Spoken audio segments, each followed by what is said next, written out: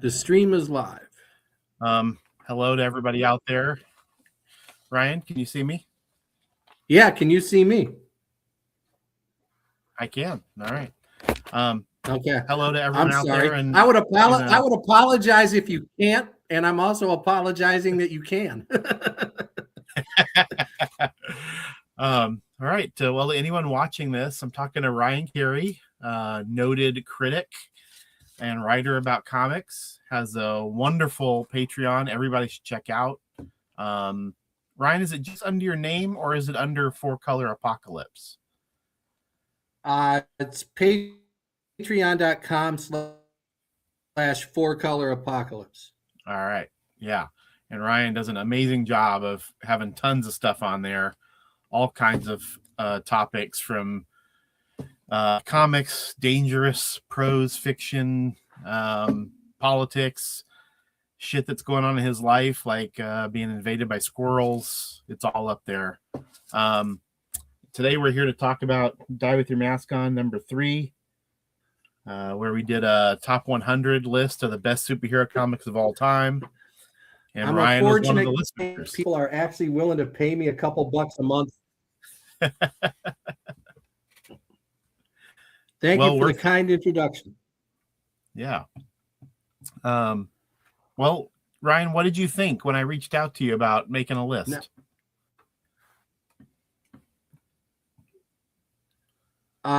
I was unsurprised because I know what a fan you are of that old TCJ list. And I thought you just have to give it a crack one day. So I was unsurprised, but I was very humbled. I was very humbled to be asked because in the scheme of things, I'm generally just consider myself one more asshole with an opinion. So I was very glad to be asked to join, and it was a lot of fun. It was a lot of fun to do.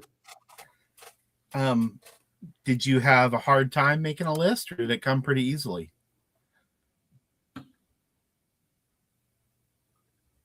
I think I maybe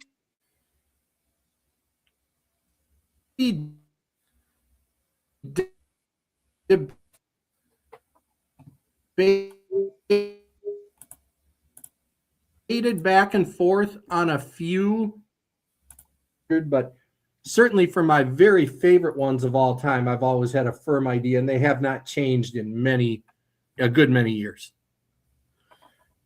Fair enough. What was your process like putting it together?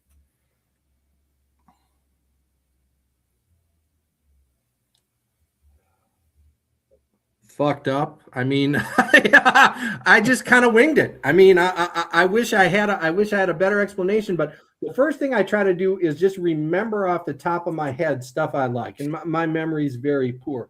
So ones that stick out are ones that I know I really like, and then I scribble those down, and then I think of some others that I have not taken a look at recently that I probably liked. And so I get everything written down, and then I go over into my old long boxes and onto my bookshelves if they're collected editions, and take a look and kind of refresh my memory on things. And you do find that some stuff that you once held in high regard, maybe you don't so much anymore. And other stuff maybe you thought was not all that great is maybe a little bit better than you remembered. So I can't pretend that a list like this is anything indicative of anything other than where your head's at really at a given time. You know what I mean? Yeah. Yeah, that's something I figured out too. I think before I was making this list and another list that you and I were involved in, I really thought, oh, well, this will be how I feel about it. But you really understand that it really is just that day, whichever day you hit send. That's how it shook out, you know. Especially for the end of the list, you know, the top of the list, I think I felt pretty strong about, but the end of it, you know, it's kind of arbitrary what's 100 and what's 101, you know? Yeah, I'm gonna grab my copy of your magazine here so I have it handy. I got it out before we came on the air. Yeah. So I can remember where things were. Wasn't 100 Dark Knight 2? It was. Yeah. See, I would have personally put that much higher. Well, you did. You put it at number 8. Okay. Yeah. No, that was the guys involved. A lot of the guys involved with this probably do not like Dark Knight 2 at all, because many people don't. But I think it's terrific. I think it got one other vote. So it was kind of hanging on the edge there. And that was enough to make it?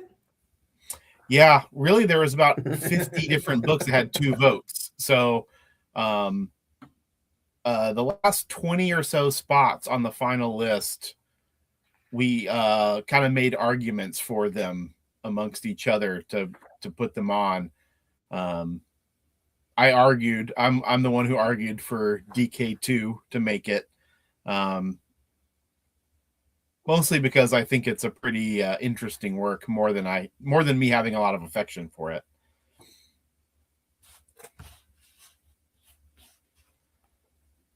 So you're saying stuff like, let me look. I'm just looking at some of the other lower ranked on the list, like Silver Surfer Black, Kirby, the Fat Fury. These are like 2 vote getters. Yeah. Pretty much all the last 20 spots. I think Savage Dragon was the last one that had firm voting, After that, we had to kind of do our own massaging, which I think helped I think it did help the diversity of the end of the list. There's some odd ones on there, and I think that helps. Yeah, honest to God, there's one on there I don't even remember. Invasion by Keith Giffen and Todd McFarlane, and I don't remember that book. Yeah, it's a DC crossover. I don't have it next to me. Yeah, it's a DC crossover from right about I think 88, when he was sort of the head, not head, but he was sort of the chief guy at DC, making just tons and tons of comics. They let him do a crossover.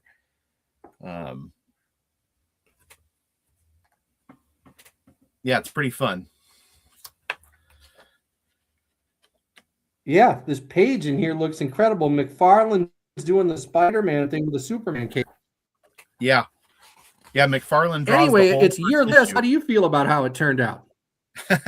I'm happy with it. I knew I got to check. I knew there would be stuff on there that I didn't like, and that and stuff I hadn't read, but that's just that's just how it goes, right? I mean, I didn't want to just make my own list. I wanted to put together a few different people and see what shook out. So I think it's strong. I was a little disappointed the top was so conventional, but what do you expect when you have 11 different people voting on stuff?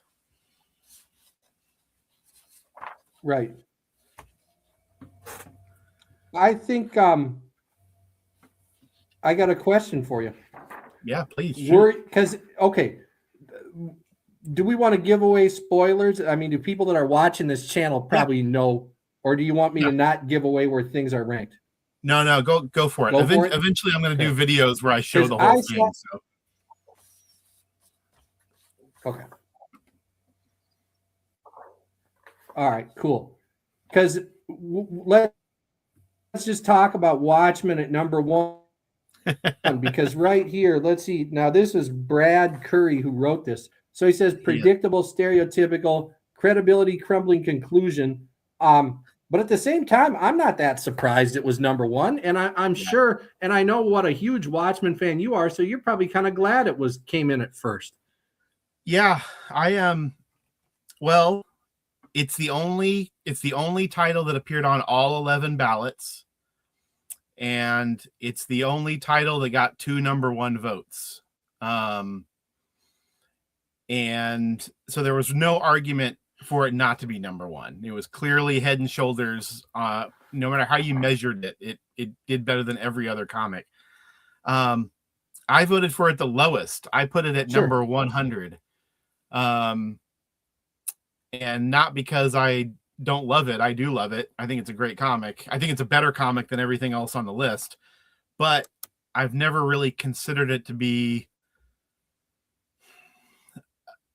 I never really thought of it as a superhero comic, I guess. And even though it clearly is, but it never struck me as that. So I even toyed with the idea of leaving it off my list. And in the end, I couldn't do it. Whoa. So I tacked it on at the end. But, I went into the list wanting to have a certain kind of superhero-y feel about everything. But honestly, once you're making the list, you're like, well, how do I leave off Animal Man and Doom Patrol and Watchmen? And, it's like all these deconstructionists are so good, that I just couldn't really punish them. So I ended up not really doing that. I went with my gut, same as you, did the best I could. But I also tried to keep some of that in mind, that some of the straight-faced, kind of corny superhero comics do have their charms. And so some of those did really well, like the Paul Levitt's Legion of Superheroes and, Justice League International, that kind of stuff did well on my list because I really like that stuff. Sure. Though it would be hard for me to argue to a literate adult, Right. But no, the Paul Levitz and Keith Giffen run on Legion of Superheroes is really good stuff. Yeah. There's no but yeah, I guess looking towards the top of the list here, I mean, I'm really fundamentally unsurprised by so many of it. You know what I mean? Sure. Like Fantastic Four at 2, that's pretty much, then your Frank Miller Batman books at 3 and 4. That's pretty much where you'd expect. Ditko's Spider-Man. All-Star Superman at 6 is maybe a little higher. I wanted to ask you about that comic. I know that very Burn acting right up there. Oh yeah, it shakes on rather conventional lines, wouldn't you say? Yeah, at least the top 10 does. The top 10 for sure. I want to ask you about All-Star Superman.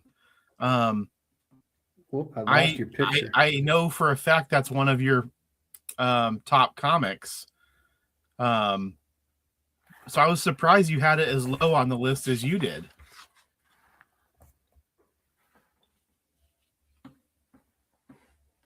Now you're back. Okay, sorry. All-Star Superman. I know for a fact that's one of your top comics. So I was surprised you had it as low on the list as you did at number 71. Me? No, I would. That's about where I would put it for myself. All-Star Superman. Yeah. I like Grant Morrison and Frank Quitely stuff, but I think that actually, I think as far as Superman swan songs go, I think I prefer the one you like better. I know Alan Moore and Kurt Swan's Whatever Happened to Man of Tomorrow, I think is much better. I think Flex Mentallo is probably a better comic than is All-Star Superman. I think that All-Star Superman is a fantastic nostalgia exercise, kind of disguised as a new type of story, which it sort of isn't. I think it's good. I have no problem with it being ranked highly by more people, but I don't have the same love for it that everybody else does. In fact, I'll be honest with you. I think Grant Morrison and Frank Quitely's Pax Americana is even a better comic than All-Star Superman. I think that's a really good. I was not all that crazy about some of that multiversity stuff, but I thought that was a really good issue.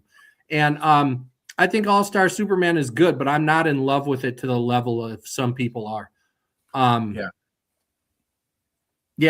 feel like as a capstone story on an era, I really thought that Whatever Happened to the Man of Tomorrow is better because it has more of a sense of fun. And it ends with a wink and a nudge to the audience.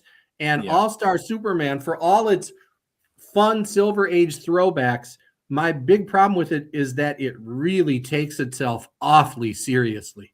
You know what I mean? And it feels that way. And I think Grant Morrison's writing is this is not a knock on the art. I think the art is spectacular, start to finish. But I think Grant Morrison is a better writer when he's not taking himself quite as seriously. And that's why I think Doom Patrol is probably still, he was like that long ass Batman run of his. I mean, he just took him, he took himself so seriously during that. But Doom Patrol, Animal Man, even though Animal Man has a healthy injection of his equally healthy ego, both of those comics still had a real sense of fun to him. And I think he's a better writer when he's still cutting loose and having a little bit of a good time. I agree. I was pleasantly surprised how well Animal Man did on the final list. Came in at number 11. 11? Yeah, I could see that. I personally, I would rank Doom Patrol higher because that was, to me, I think that was one of those things that was a personal favorite really at the time. And I absolutely love the final issue of the Doom of Grant Morrison and Richard Case's Doom Patrol. I love that he was ballsy enough to end it on a plagiarized line from the Smiths rather than coming up with his own. And I also think the story is very Lynchian. It's very Twin Peaks: The Return, in that Jane got transported into our world, the real world, and Cliff rescues her from it, which is the end of Twin Peaks: The Return all those years later, is Laura Palmer and Dale Cooper are on our real Earth. You know what I mean? So yeah. I don't think Lynch copied Morrison, but it is funny that they both chose to end things that way, and he rescues her. And Cliff and Jane, to me, is also, not to sound too sappy, but one of the great understated love stories in comics. I mean, Swampy and Abby get all the headlines, as well they should, because that was a revolutionary new take on love and romance. But Cliff and Jane was a terrific and very quiet little love story that's really good, that ran throughout the whole series, really from the minute he met her. So I will always love Doom Patrol. Yeah, I really like that era of Morrison in general a lot more than what came after. I don't know if the difference was strong editing, but he got a little loose later. Well, let's jump into it. I know you've mentioned it a couple of times. I think that. Go ahead. Oh no, go ahead. I didn't mean to interrupt. I had a little lag on my end from your video feed. So I know that you were very disappointed at how Enigma did. I'd love for you to talk about Enigma and your advocacy for that comic, which is very good. Yeah, I never mind talking about it on the odd chance that we can even get one more person to read it. Enigma is easily my favorite superhero comic of all time, and I don't think it will ever be topped, which is interesting because it's by two, if we're being honest here, it's by two guys who are really up and down, middling kind of talents. Peter Milligan had a really good run for a while, but it's been a while since I saw him do anything that I'd consider really good. He's certainly a talented writer, but I think he's a guy who, whose maybe best ideas are behind him at this point. I don't know. Maybe he'll still come out with something great. And then Duncan Fegredo was a guy who was a fantastic artist who has sort of settled into being a hired Mike Mignola clone on some of these Hellboy spin-off properties that he works on. But when he was working under his own style, had a quite different look. But it was lightning in a bottle. These two guys came together, and Fegredo has said that he was really just learning how to draw as it went along. And you can sort of tell because it gets better as it goes as far as the art. It does. He had done painted art for another real good Grant Morrison book that people don't talk much about anymore, which was Kid Eternity. But he had never hand-drawn a comic before. And Milligan was coming off of, or was still, I can't remember if he was still on Shade at that point or if it had recently wrapped up. or if it was going at the same time. It may have still been going at the same time. But he was kind of a hot writer at the time. But this was the best idea he ever had. We found out years later, it was strongly influenced by the editor, which was a guy named Art Young, who was a guy who was an editor at DC, who actually commissioned this book for a Disney imprint that never came to be. Touchstone. Yeah, Touchstone Pictures, and they had Touchstone Comics. Yeah. And the Touchstone Pictures movie label, of course, was around for many years and might still be. But that comic line never came to be. And Art Young was a guy who was hired away from wherever he'd been working to be the editor of Touchstone Comics.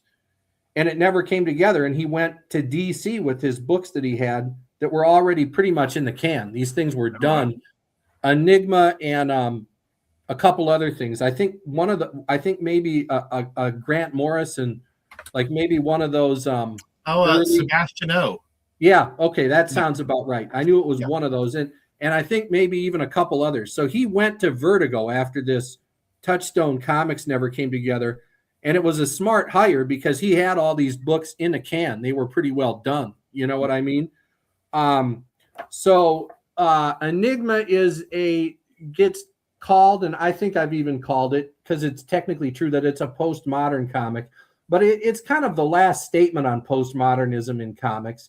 It is certainly doesn't share the dull usual postmodern conclusion that nothing means anything, but it does say that individual meanings are going to vary from person to person, which we all know anyway. It is gets a lot of credit for being an early representation of gay characters in comics, which I guess is true, but is also, to my mind, a secondary feature of the book itself. I guess that's where Art Young came in big time, because he fought for that, because I think they wanted to excise that out. And if I remember right, he was a guy who was having problems coming out of the closet or something himself at the time, and finally did it around the same time as the book comes out, even though I think he was, a grown man at the time. But so it was maybe a little ahead of its time as far as that goes, but I still don't think it's the main thrust of the book. The main thrust of the book is it fundamentally questions the phenomenon of identity itself and where it comes from, what it means, and how much you even have to stick with it. Because by the end of the book, the Michael Smith guy is a totally different dude than he was in issue 1. And he's happier with it, but it doesn't get enough. It doesn't get remarked on enough that it is super dark, in that he is manipulated into becoming this guy who he wasn't in the first place. He just decides he's happier as this guy who he was basically hoodwinked into becoming in order to help out his childhood hero, the Enigma. It sounds very confusing to people who haven't read it. I apologize for that. There's no way to explain it simply.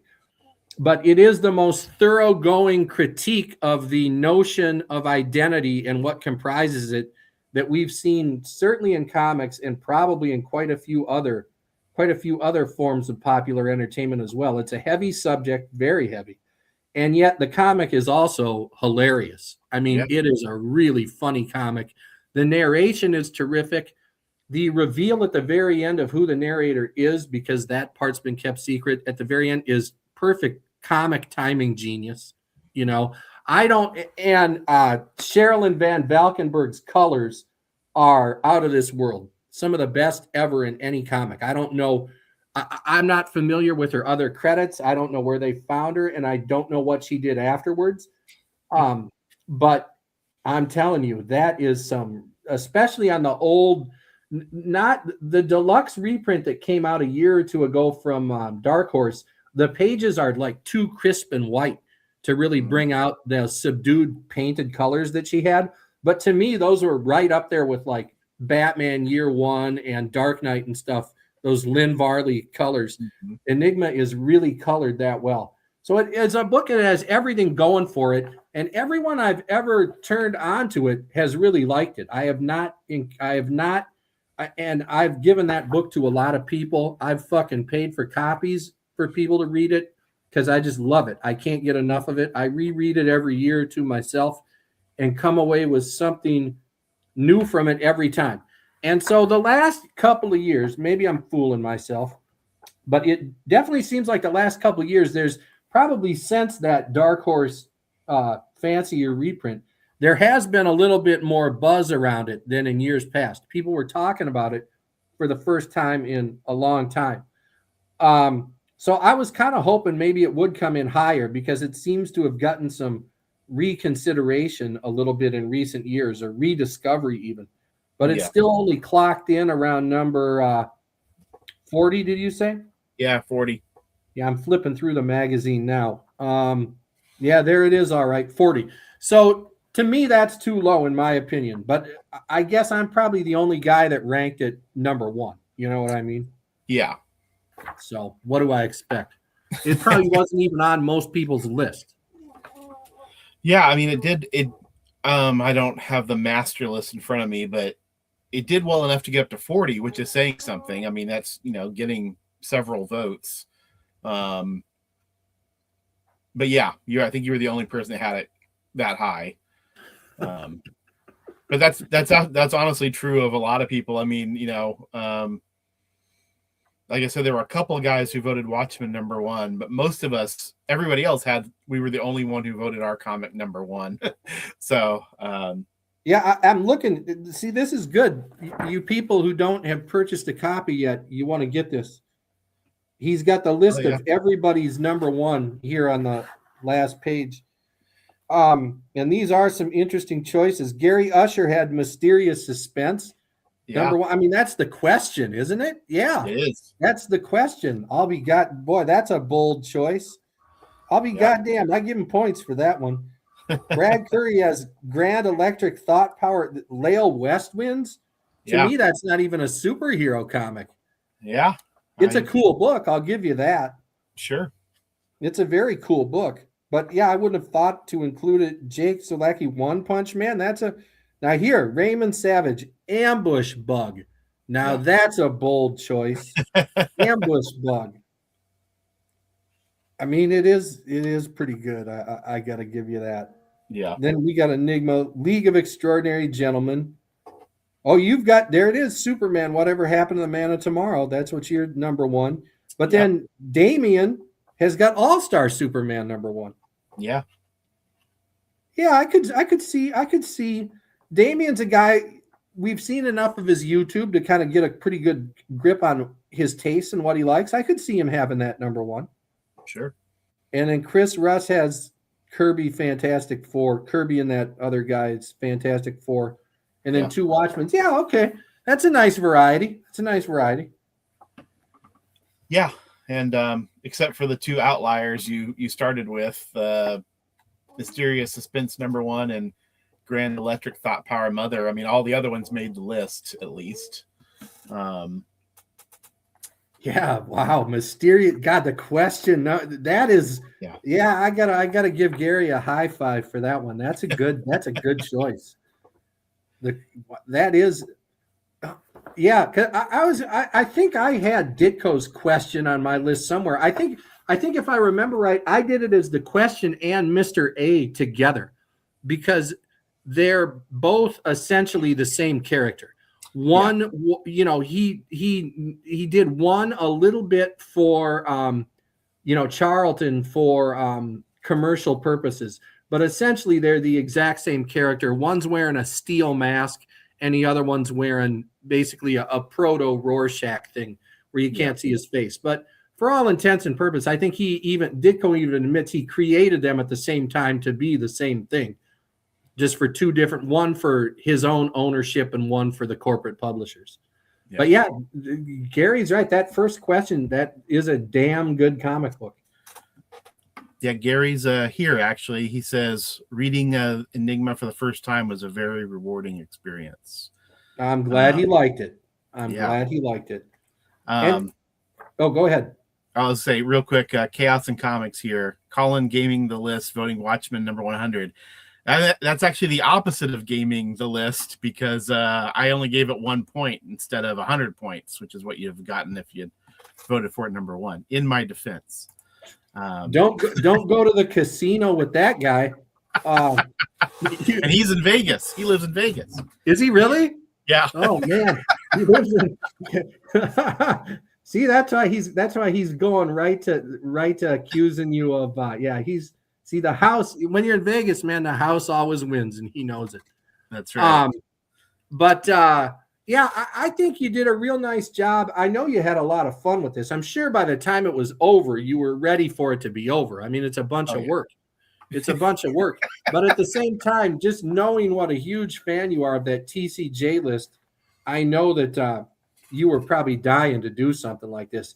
And, I got to be honest, there are some things in here that I need to revisit because it's been a long time. I never thought to include them because it's been so long since I read them. Like just flipping through it now, like it would not occur to me to rank Roger Stern and John Buscema's Avengers run in the top 100. But, I do remember reading that as a kid and thinking it was a pretty good comic.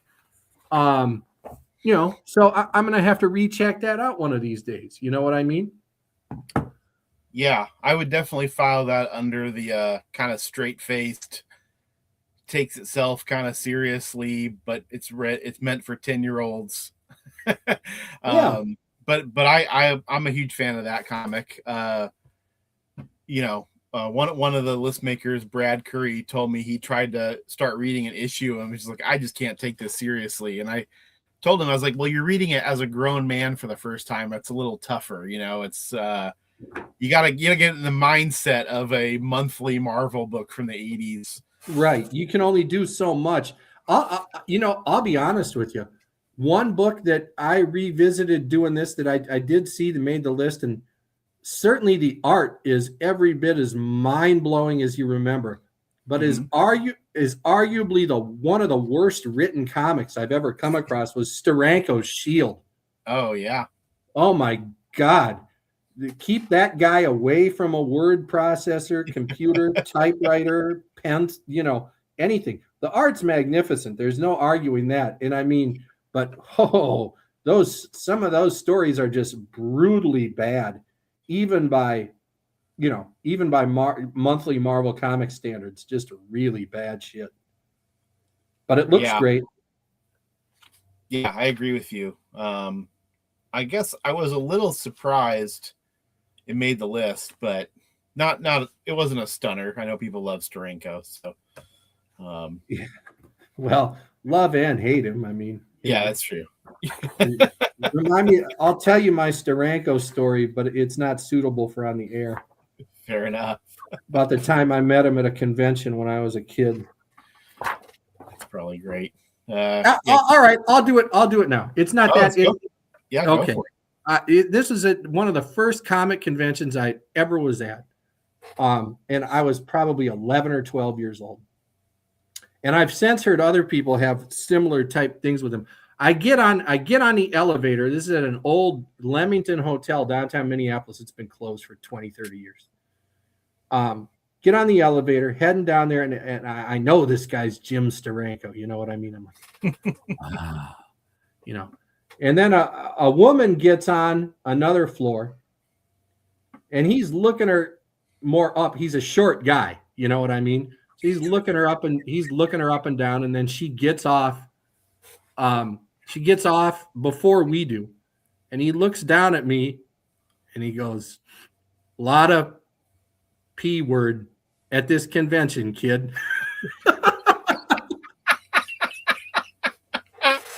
I'm like, honest to God, I'm 11 or 12 years old. He looked right down at me. Oh, that's amazing. Yeah.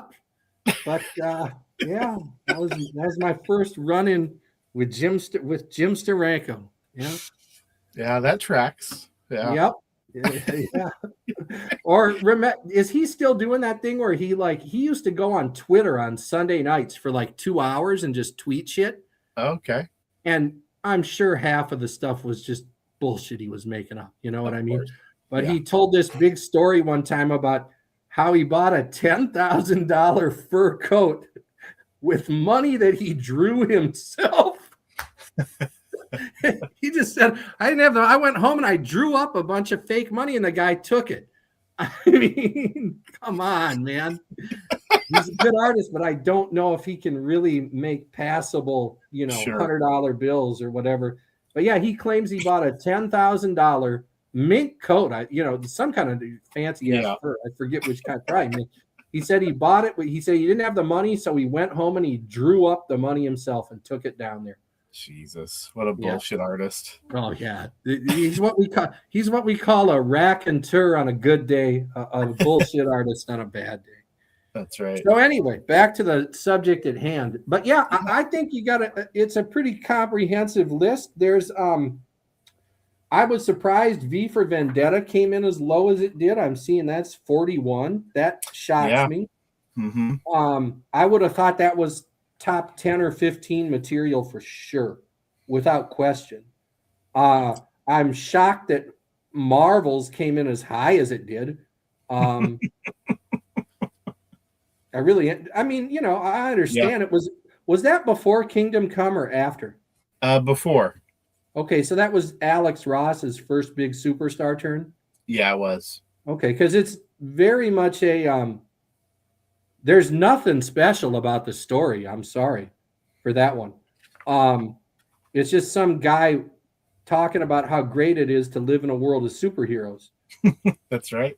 Nothing like it in Kingdom Come, which I didn't care for that much either, but at least something happened, This guy's just marveling at these heroes for 4 or 5. It was 4 issues. Yeah, it was Alex Ross's first big thing. So I think one thing that I was shocked did not make it, if I remember correctly, was that with all these Batman runs in here, I don't think the Steve Englehart, Marcel Rogers Batman run made it in here. It didn't? Yeah, I didn't think so. Yeah, not enough votes. How about that? Because that's generally regarded as one of the best Batman runs. Certainly one of the best drawn. I don't know how well the stories hold up. I was a little shocked that the Byrne Claremont X-Men came in as high as it did. I mean, not really if it's mostly like guys our age, because that was a big thing in our youth. But if you reread those, it's almost interminable. I mean, it's just turgid, angst-filled, thought balloon dominated. It is terrific superhero art. Although I think that some of the later X-Men artists might have even been better. Paul Smith was a fantastic X-Men artist. Yeah, Paul Smith got a couple votes. Paul Smith's X-Men run? Yeah, they got a couple votes. Okay, good. What about John Romita's X-Men run? I don't think so. That didn't get any? Okay. No. They did. How about Jim Lee's X-Men run?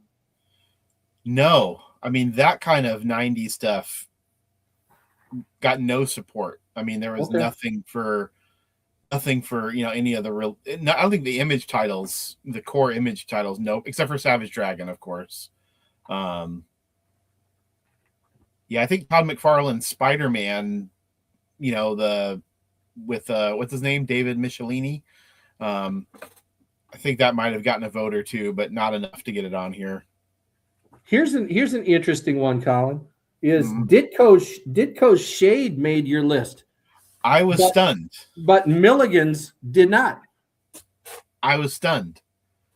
Very surprised. They're both really good comics. I like them for different reasons.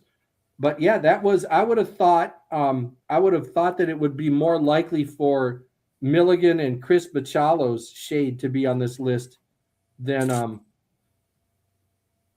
I'm very surprised Elektra Lives Again made it. I mean, artistically it's a tour de force, but it's also a wholly unremarkable story in just about any way you slice it. Yeah. You can't even remember what happened in it by the time you're done, but it is a cool looking book. He did this page you show with Matt Murdock going up and down the stairs and stuff. That's pretty, Miller did cool stuff like that in the book, but the story is, whatever. It doesn't even really add anything to the overall Elektra mythology from what I can remember. No, it adds nothing at all. Yeah. I voted for that book and I voted for it pretty much on the visual presentation. Sure. I can see that. And then we've got that. This is a nice entry. The Alan Moore, Dave Gibbons Superman Annual. That's a good story. Yes. That's a nice one that it made the list. That was one of the better Daredevil Love and War. Wow. Okie doke.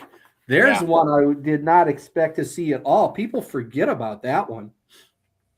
Yeah, and it wasn't on my list. Yeah, and yet did Miller and John Romita's Daredevil, The Man Without Fear make it? No. And see, have you read that? I mean, I remember that as being a pretty damn good comic. That was a real good Daredevil origin story with some of Romita's best art. But it doesn't seem to be a really particularly remembered comic one way or another. When people think of Miller Daredevil, they think of the Miller and Klaus Janson Daredevil, and then they think of Miller Mazzucchelli Daredevil Born Again. And those are two great.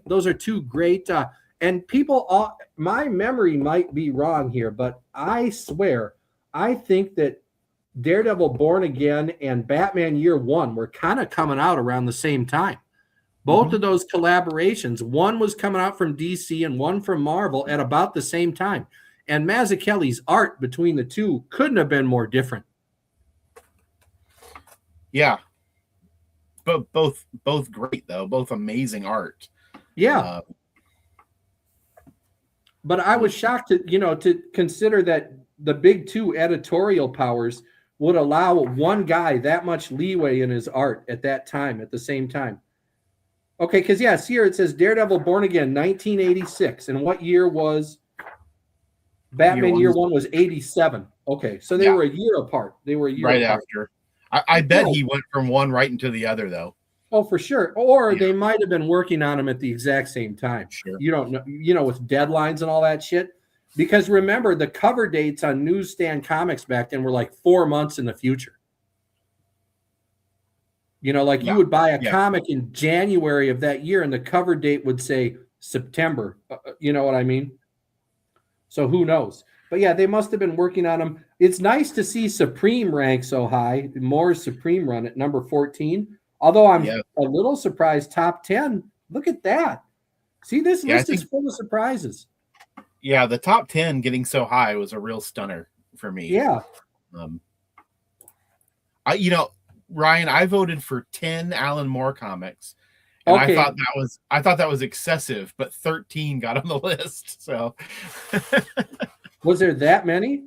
Yeah, 13 Moores. 13 Alan Moore comics in the top 100. Oh yeah, here's that stats section has a breakdown of that. Appearances with the most, artists with the most appearances, creators with the most appearances. Alan Moore, 13. My God, what Moore comic didn't make it? Right. You'd be hard to find, I guess, whatever non-superhero ones, because 13, that probably takes up most of his superhero stuff. I mean, except for maybe something like his little fill-in run on American Flag or something. You know what I mean? Yeah. Oh, that was one I was shocked. I need to double check this and make sure I'm right. But I did not see American Flag on this final list. Yeah, American Flag. I don't know that many people consider that to be a superhero comic. Is that why it's not in there? I think so. I didn't vote for it, and I love American Flag. Okay. I think it's just, and that's the thing, is what we decide as a superhero comic is different for everybody, right? I mean, I guess that's true. I mean, to me, Reuben Flagg is basically a superhero. Sure. I mean, honestly, most comics of the genre variety, you can make an argument they're superhero comics. It's kind of hard, but like I didn't vote for Swamp Thing for that reason, even though. Hey, I think you just answered Terrence's question. Yeah. I think you just answered Terrence's question for him. Yeah. Swamp Thing lower than he's right. I'm looking at it. Well, you have Swamp Thing 36 and Hawkeye 35. Well, I'd like to point out that Ryan's more guilty of that than me because I didn't vote for that Hawkeye comic. I think I'm pretty sure I did. You did. But I Yeah, you wouldn't did. have had it super high. No, But you didn't. I do, and I do think it's a 56. fun comic. That's where you got it. I don't think in 10 years it's going to be a comic that people are still talking about a whole lot. It's just a No. fun. It's certainly more fun than the average things coming out of Marvel at the time, and probably still now. Because isn't that getting to be about 5-10 years old now, that Hawkeye run? Oh, I bet at least a 2012 to decade at this point. 2015. Yeah. Yeah. Yeah, So, it's fading yeah. fast. But a lot of people love it. I mean, I personally hate that comic, but lots of people love it. So I knew it was going to make the list. Okay. Yeah. Did you have any ones that you were really wanting that you thought would be in there that didn't? Yeah, I had a bunch. I was more surprised by ones that were very popular or very successful comics. Not even making a judgment on the quality, but like something like Avengers Forever, which is a Kurt Busiek miniseries from the 90s. Okay, I've never even heard of that. Yeah, I think that's a great comic, and I had it in my top 10. I love drew it. that one? Carlos Pacheco. Carlos Pacheco. Yeah, who was a decent name at the time. Trying to see what else I have on here. I mean, most of the stuff that didn't make it that was on my list, I'm not surprised. There were more, my own personal things. I'm looking for something. Yeah, I mean, the Joe Casey Cable run with Jose Ladron I think I was the only person that voted for that. Yeah, I bet you were, actually. Have you ever read that run though? It's a lot of fun. I don't know that Cable Jose like Ladron is doing it's the only Cable comic I've ever read. But Jose Ladron is doing a full Kirby pastiche through the whole thing. Oh, really? Yeah. It's fun. It's about 20 issues. I would highly recommend checking them out if you can find them somewhere. There was no here's a guy talking about who remembers Scorpio from the Defenders. Mm-hmm. I can't remember which numbered issue that was, but while we're bringing up the Defenders, I do think we would be remiss to note that I do not think any Steve Gerber titles are on this list. I think you're right. And I think that's a bit of a travesty, because I can guarantee you I put at least 4 or 5 Steve Gerber comics in my top 100. You did. Yeah. Certainly Nevada in there. Yeah, certainly Nevada would be in there. Fool Killer would be in there. Hard Time, which to me was the best Gerber comic and was also like his last big project. I would have ranked Hard Time very highly, probably top 20 or 30. I like Hard Time. I would have had Steve Gerber's Phantom Zone in there. Man Thing, Howard the Duck, probably Void Indigo. Steve Gerber to me was a prototype of guys like Alan Moore that came later. I really think that I don't know why. Honestly, Colin, I don't know why a single Gerber title didn't make that list, and I think it's maybe because these other people just haven't read them. Because the truth is, you can't. If you read Steve Gerber comics, you're going to like some of them. You know what I mean? Yeah. You may not like all of them. I could see somebody actually kind of not liking Howard the Duck or things like, because that was just basically him editorializing through a character the whole time. But sure. Or Man Thing maybe pales in comparison to Moore's Swamp Thing 10 years later. But I don't see how you can read, let's say a person reads 4, 5, 6 different Steve Gerber comics. You're going to like some of them. He was an extremely talented writer. And certainly I probably had Omega the Unknown somewhere on my list too. But I don't think in this top 100, I don't see any Steve Gerbers, and to No. me, that's very surprising because he is a well-regarded creator in the history of this whole sad little medium of ours. You know what I mean? Yeah. Oh, here's what he said. Haven't I heard Colin heavily hating on Gerber in the past? No, and he's wrong. He hasn't heard that. I'm not a huge Gerber guy, but I do like some of Gerber's comics. I do hate on a lot of those 70s writers, the Roy Thomases and Jerry Conways. Those guys are awful. Those guys are awful. Roy Thomas, man, don't even get me started. I have as a human being, I have no respect for Roy Thomas, period. Not only because he wasn't good or because he screwed over a lot of other people and he ran cover for Stan Lee for years. And now he's turning around and trying to claim that he created all these characters. Yeah. You know what I mean? Isn't he saying he co-created Wolverine and stuff? Yeah. But he didn't say anything at the, just the retirement home is waiting, Roy. Move into it. I don't, and he ghost wrote that script. He never did a damn thing for Kirby. You know what I mean? He certainly never did a thing. And also go back and look through your 70s Marvels when Roy Thomas was editor-in-chief there. He still accepted ads from Nazi memorabilia dealers. That's just a fact. They're in there. They're in there. So, hey, kids, you want your very own SS Death's Head flag? Oh, yeah.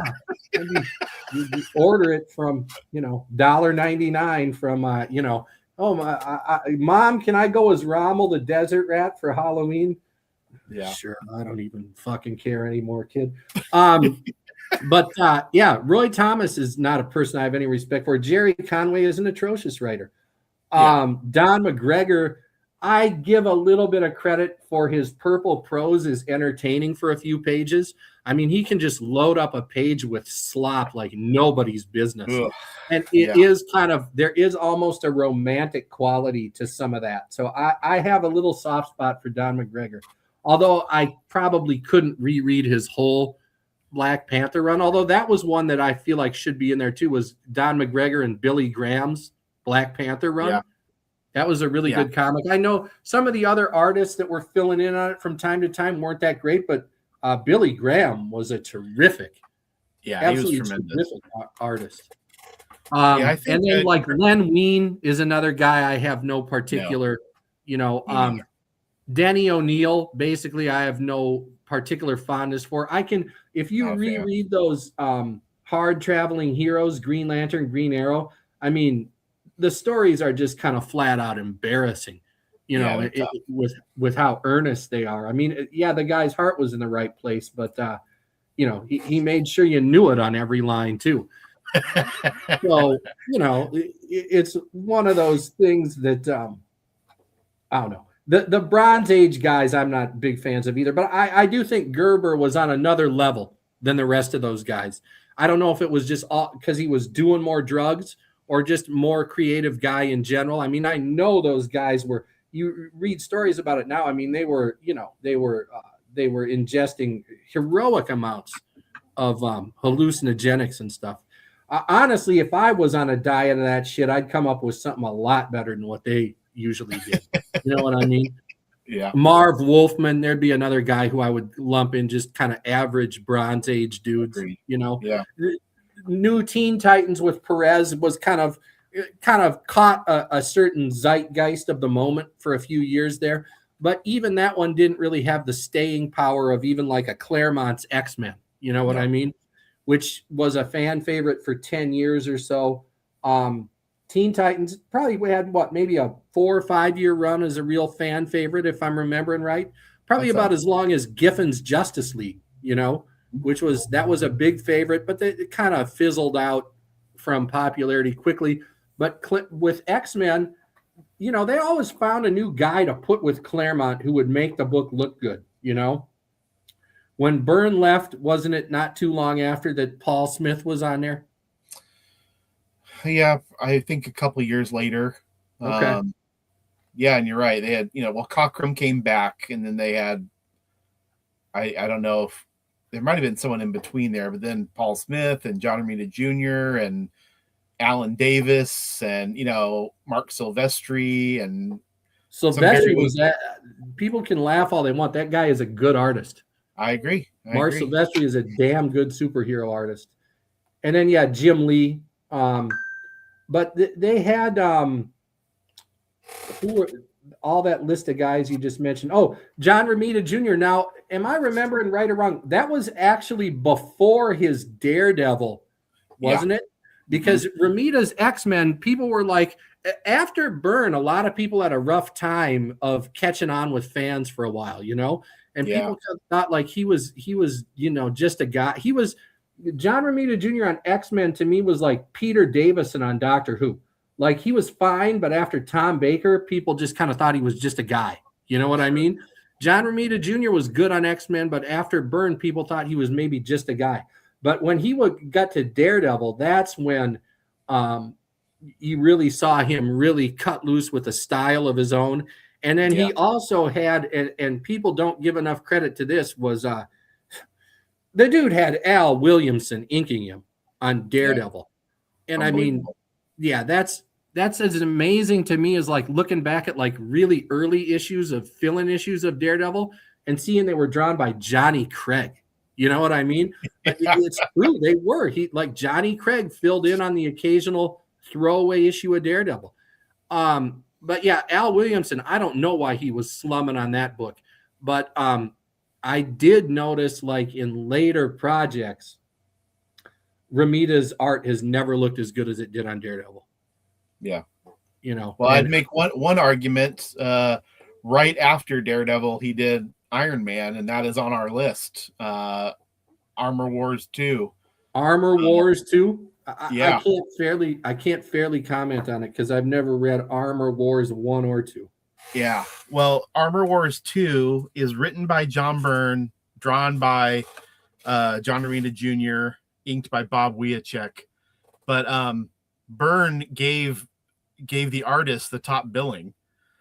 And when somebody asked him, why did you give them the top billing? He's like, because look at what they're doing.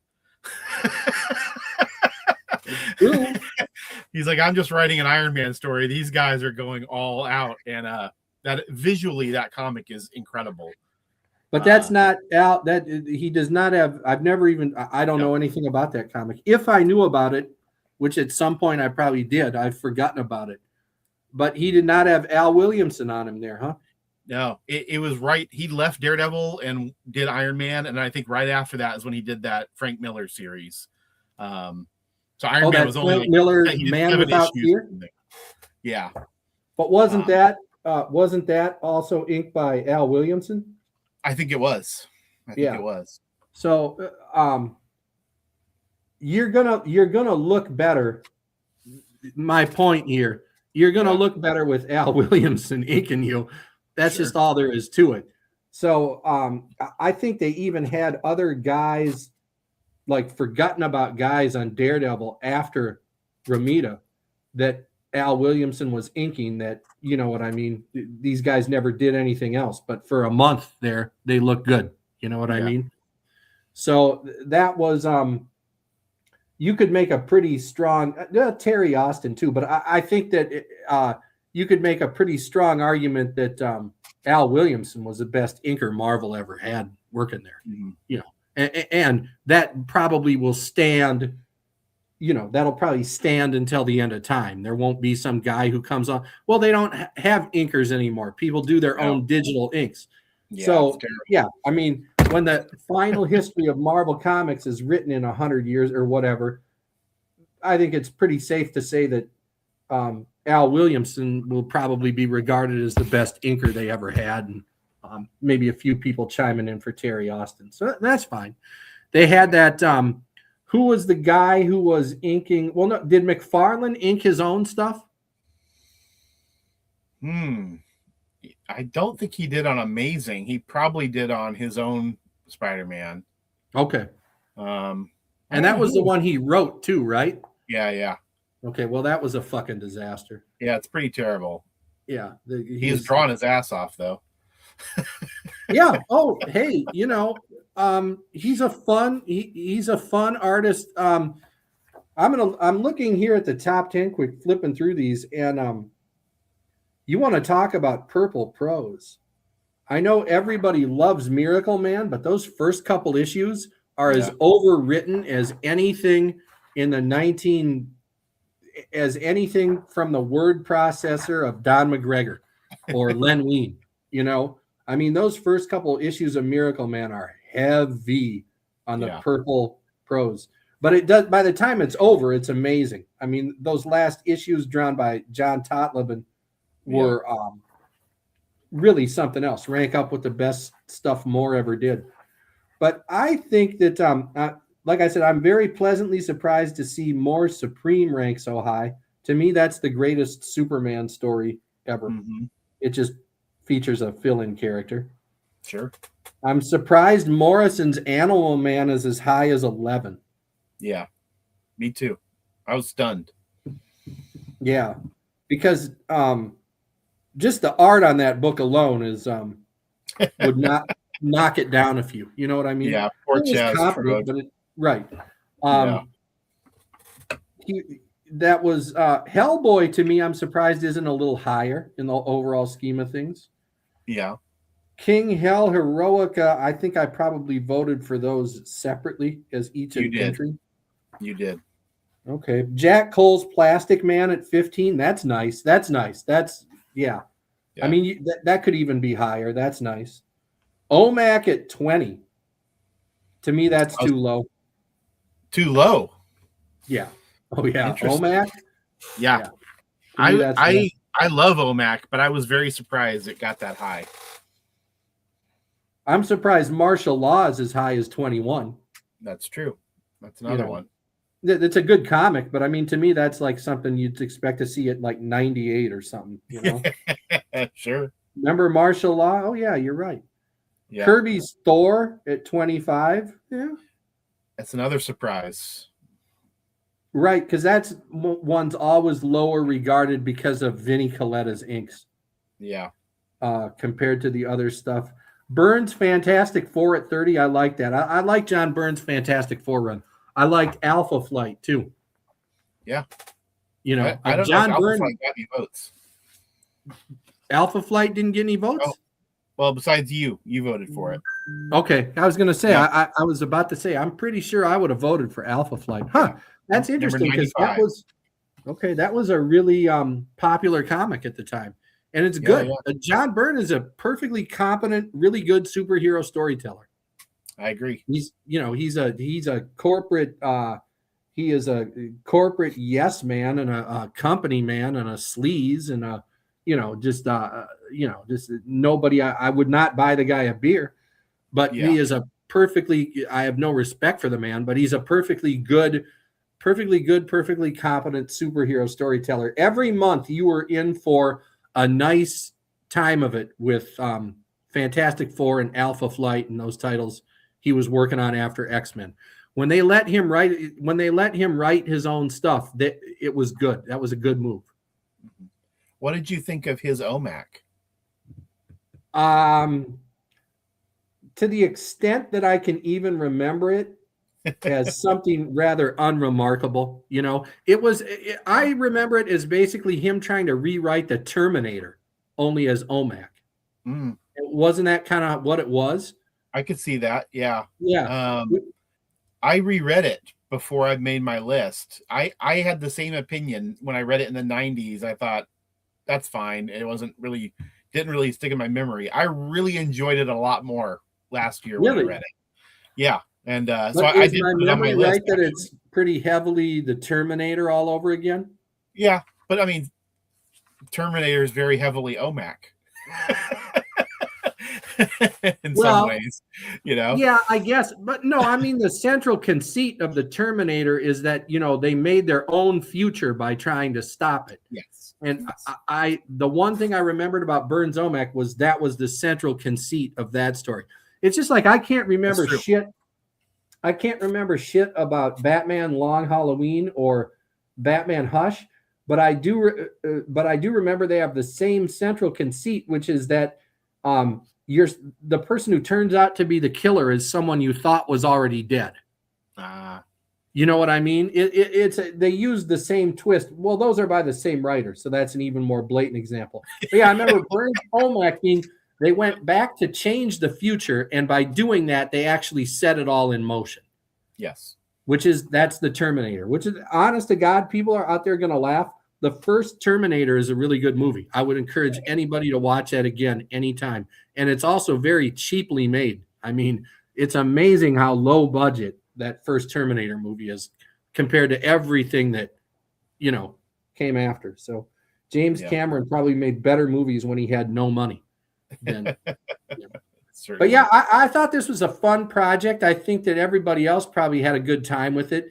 I had a nice time re-looking at things I hadn't seen in a long time. I have to admit, one of them was not Burns Omac. I've really got to dig those issues out. I don't know where the hell they might be. Yeah. And some of these I don't. There were some of these in here I don't know anything about. Like Miss Fury, that's a shocker. That is really something to see that on there. Even low. I mean, I'm surprised people know that character. So that's cool to see. I'm glad to see Rick Veitch is the one in there. I thought that was a really good comic. Me too. I don't know what Captain America the Bloodstone Hunt is. I guess I don't care. That didn't make the final list, though. I'm looking at it right now. Captain America the Bloodstone Hunt. Oh, that's just the Mark Grunwald run in general. Oh. Yeah. Was that when he quit and they brought in when he quit being Captain America? That's that period, yes. Okay, I read a little of that at the time. Yeah. The 80s. Glory, period. That's actually a real interesting choice. Yeah, I've never read that. That's an interesting. It's nice to see Bernie Mirio, the Jam, in there. Yeah. The Rocketeer. Yeah. But you said the bottom 10 ones are just ones that got 2 votes each. Here's Paul Smith and James Robinson, Golden Age. This is a good comic. I forgot all about that.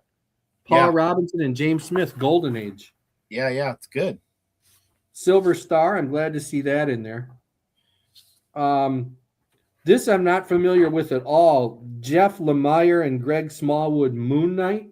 Yeah, I've never read it either. Says it's a pretty good comic, huh? Yeah, I mean, people seem to like it. That's a cool picture. And yeah, Zenith, that's cool. That's really cool. That went way downhill.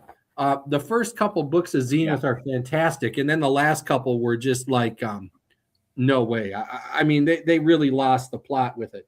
But the first couple runs what did they call them? Like phases or whatever? Of Zenith. The first couple were really good. So I guess if I would have some real surprises one way or another, my biggest surprise may be how high top 10 is and how low V for Vendetta is. I could have seen those reversed. I could have easily seen those reversed. I am disappointed that nobody put any Gerber in there, but such are the times we live in. It's also surprising, Ryan, you weren't the youngest list maker either. I mean, there were, I think, 2 people older than you. So, you can't blame the younger ones. I would not expect to be the youngest. I would expect to be the oldest bastard you've got. I mean, Damien and Gary Usher, I believe, are both right with you. So I would have thought that. Yeah, I would have thought Gerber would have had a little more pull, but the 70s in general just did poorly on the list. Yeah, I'm 54, so maybe those guys are about my age. I don't know. Damien's been on YouTube so long that I think that you know what I mean. But I'll tell you what, though, there's not a nicer guy in all of comics. You know what I mean? Damien is what we call salt of the earth. You will not meet a nicer human being. But yeah, I think that he must have voted number 1 on All-Star Superman, and others must have had it really high for it to finish number 6. Yeah, because I I'm sure I had it on mine somewhere, but it would have been more middle of the pack. Gary says he's 56. Okay. Yeah. So he's right there Well, with you. Let me tell you, Gary, if you're feeling weary, nothing will make a person feel better than reading a good comic book. How about that? So they bring back the energy of youth. They're the only I would imagine, I've never really owned one, so I can't say for sure, but I would imagine driving a really badass car would make a person feel pretty good too. You know what I mean? I've always had cheap cars. So, but I can imagine that must be a pretty satisfying feeling too. Probably something akin to like what I would get when I put on a nice watch or a nice pair of boots or something that I'm really into. You know what I mean? Yeah.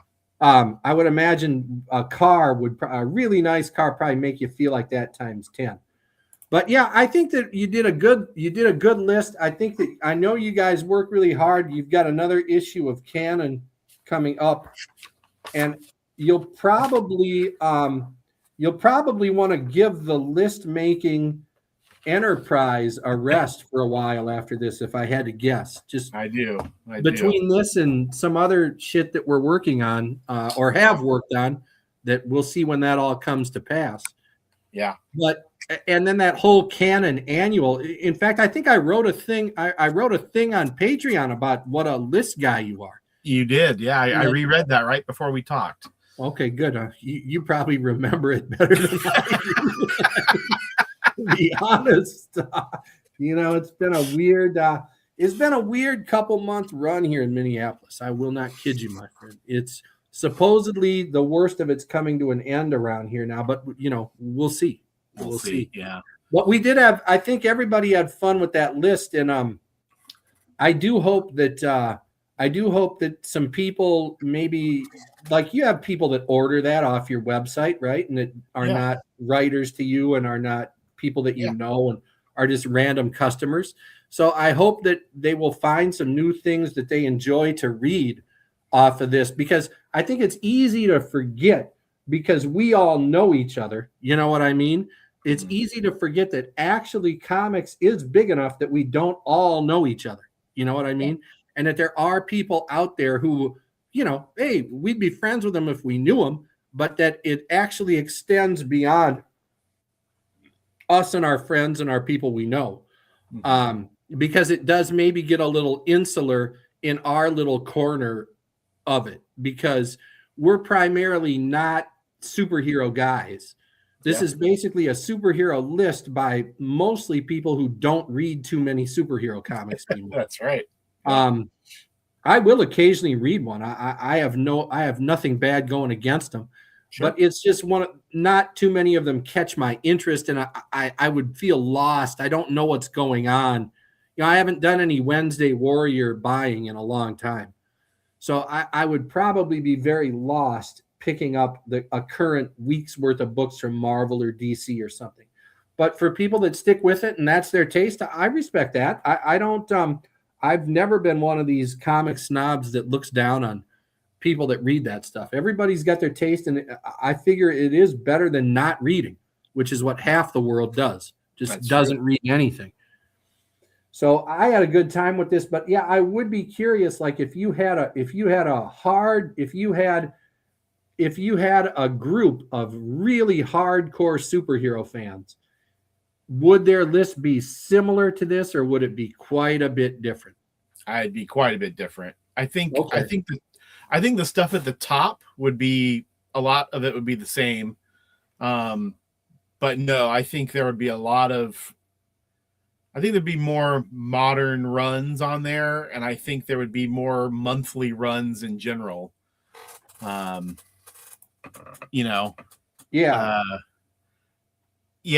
don't. If you go Google best superhero comics, you get some pretty god awful lists. I mean, just pretty. I don't trust any opinions I read on the internet, man. Yeah.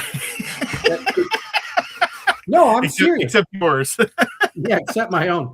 No, but even there though, I've always had a really fervent line in the sand that I draw, that if I know I'm going to review something, I don't read a damn thing about it before I do, Okay. because I don't want anybody's opinion. Even though I probably won't remember what I read about it, you don't know. Subconsciously, you could, Sure. and I don't want anybody's opinion influencing my own in any way, shape, or form. Like when I get a book, I read it like I'm a cover to cover reader because I have OCD. Like I read the copyright page and shit. That's how bad I am. But I don't read the back cover until I'm done with the book, because I don't want to read the blurbs until I've formed my own opinion of a book, And then also you do get the occasional rude surprise, like somebody puts your own blurb on something and you didn't even, you know what I mean? That kind of God, I wish I could remember some totally, like within the last year or two, some totally half-assed comic that I gave a totally half-assed review, put my pulled like one sentence I had out of context and put it on their thing. I think it was maybe for something like man, I don't know. I can't remember. It wasn't Fantagraphics or something like that, because they have a little more ethics than to do that. But one of these half-assed operations that I don't like. Someone will have to remind me, because there's no way I remember. But I'm not saying they misquoted me. I'm just saying they sliced one line out, like maybe saying so-and-so's art is reasonably competent, and put it on the back cover or front cover of their book, it was with my fucking name attributed to it. And I'm like, oh God, I'm never going to live this one down. But fortunately, it was a comic no one cares about anyway, so I haven't heard a bunch of shit about it. Yeah. But yeah, I think, how are you liking? Are you still enjoying the whole publishing game and all of that? Yeah. I mean, I really enjoy interacting with all of you guys, and I always enjoy we're getting all the right. final We're all right. Yeah. No, it's a really good group, and I'm always, I can't wait when I ask you if you want to do something, and what you suggest, what Gary suggests, what anybody suggests. It's always out of left field, and I love that. I love that I don't know where you guys are going next. And I think it makes the overall zine a lot better, just because if I can't predict what you guys want to write about, a reader certainly wouldn't be able to predict it either. So I like the variety, Yeah, I like between the two zines, I like them both, because and I enjoy the ones that these other guys are putting out, like Bubbles and things like Comic that. blogger. Yeah, comics blogger. He's got his little A5 zine, like your Fantagraphics 50th anniversary. But the thing I like about Canon, at least is it doesn't have as fanish of an attitude as some of like Bubbles. One of the things I like about it is the guy is still just such an unabashed fan. He loves everything and is still enthusiastic about everything. But it's like, sometimes you want to hate some shit too. And then, but then yours is more even keeled without hating everything like TCJ did back in the old days. But let's not kid ourselves too. That's what made the old days on TCJ so great, was they hated every goddamn comic book. But yours likes stuff, but isn't like bubbly with enthusiasm, like like sometimes like a Bubbles or something is the enthusiasm's great, but then when you're done with an issue, you're okay not reading another one for a couple months. I always like that yours is a little more right down. And yeah, you do seem to have a little stable of contributors now, don't you? Yeah, mostly guys I met on social media back when we were all on Twitter together. Is that where I first started talking to you, was Twitter? I think so. I think on there, and then popped up on some YouTube comments, and when Twitter when we all thought it was going to die, right after Elon bought it, I reached out to a few people and said, can I have some contact info? Gary Usher was one of those guys. Brad Curry was one of those guys. And I just asked a few people if they wanted to contribute when I started Canon. I didn't really expect as many people to say yes, but it's great. Yeah, you even got Terrence in there, and then now you've got Damien, who, in my opinion, is like OG comics YouTube. You know what I mean? Yeah, he's the mayor. Yeah, really, in a lot of ways, he really and he's another one too whose tastes are very wide ranging. You know what I mean? Yeah, like he's he's a insightful reader in that I can tell he really pays attention to what he's reading, and he likes a little bit of everything. Like if you know this guy Tad from 22 Panels podcast, he's a guy who, like, I swear, I think he reads every comic book. I mean, it's amazing. I don't know where they find the time, or the money, but more power to people that can do that. Yeah, I think that's terrific. And I think that I hope you get a lot of good feedback on this issue, and that you're getting nice feedback about this Die With Your Mask On in general, because it's kind of like your Amazing Heroes, isn't it? Yeah, that's good. You mentioned that in your little write-up on Patreon, and I thought, wow, that was really I hadn't really thought of it that way, but that's almost exactly what it is. Sometimes I impress even myself with a line I come up with. Not real often, but that's I think the other one is the one that we were talking about by email the other day about some of these comics today. But I'll wait till people read that in your next issue of Canon. Yeah. But I have a line in there I think I'm rather proud of. So, anything else? These are always fun conversations. Yeah, let me answer this question from this one guy here, and I think Rick from work. Hi, is there a link to your list? How does it work? Are you ranking the entirety of a title's history or arcs with specific creators, or just single issues, or all three? That's kind of a big question, Rick. I guess there is a link in the description, or there should be, of to go find the online store. This is from Die With Your Mask On number 3. It is not entirety of a title unless it was all by the same creators. We were all instructed to, they needed to be discrete units. So you couldn't just say Amazing Spider-Man 1 to 500. It had to be Ditko Spider-Man, or you could say Roger Stern Spider-Man. It had to be something contained. But yeah, otherwise it could have been a 1-page short story, or it could be 100 issues of Kirby's Fantastic Four.